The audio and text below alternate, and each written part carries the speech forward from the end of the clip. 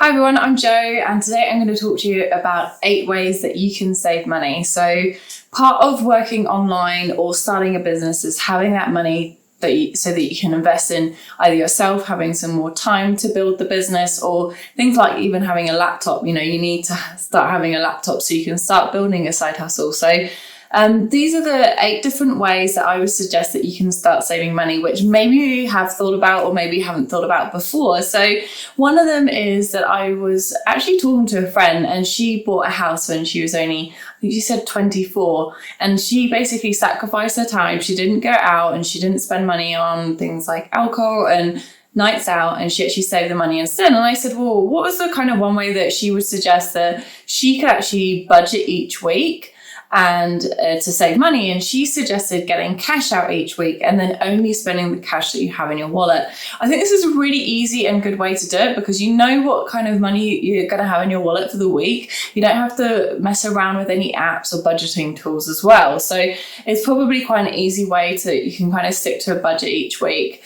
The second tip for you today is about looking at getting monthly bus cards or that kind of thing. So be it whether you take the ferry or the bus or the train, is sometimes you can actually get a better deal if you say, like in New Zealand, you use like an ad hoc card, you actually get a better deal than if you were paying by cash.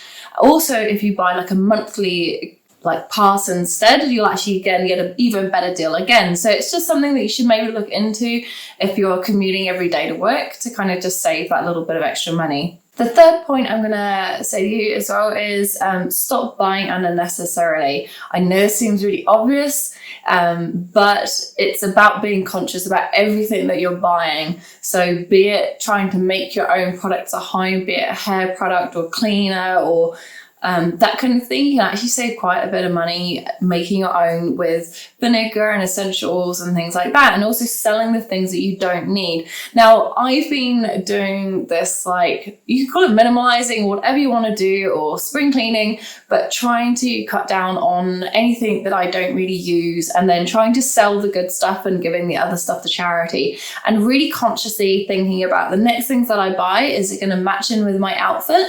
Or do I need to look at using the stuff that I already have? So the fourth point I'm going to make today is about turning off appliances that you don't use at the socket. So turning off lights, turning off heating. So turning off things at the sockets is the socket will actually always draw electricity out and actually cost you money all the time. And it's just being very conscious of, you don't always have to have the lights on, just turn the lights off. And instead of putting the aircon on, open out the windows and draw the blinds so the sun doesn't get in, so it stays cooler. It's just little things like that that can kind of add up over time as well. The fifth tip I've got for you today is to stop buying coffee. And I'm sorry if you make coffee for a living, but I looked at my earnings over the I looked at my spendings over the last 12 months, and I spent over $1,000 on coffee.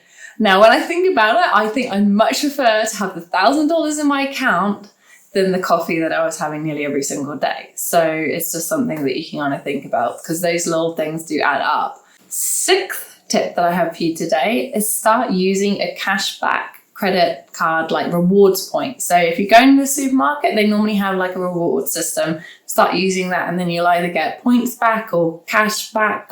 We get little vouchers that we can use for money towards our next shop. And also I'll use my credit card, because that actually gives me points back that I can use on my spending. The seventh point that I have for you today is to start looking at if you can consolidate your insurance. Now, sometimes you can get a good deal if you separate out your insurances, or if you actually combine them with one company, you can actually sometimes get a better deal, which is what I do. So the eighth tip as well, which is kind of combined with the insurance, is to pay yearly instead of monthly for your insurance. You'll get a better discount, and it'll just save you quite a bit of money in the long run. And every dollar counts if you've got a mortgage. So just think about that compound, the interest that you'll pay. So hopefully you found this really useful, and let me know if you've got any other tips that you use to help budget yourself, and leave them in the comments below. Don't forget to subscribe and hit that notification bell. It just helps me build my channel and keep giving you content.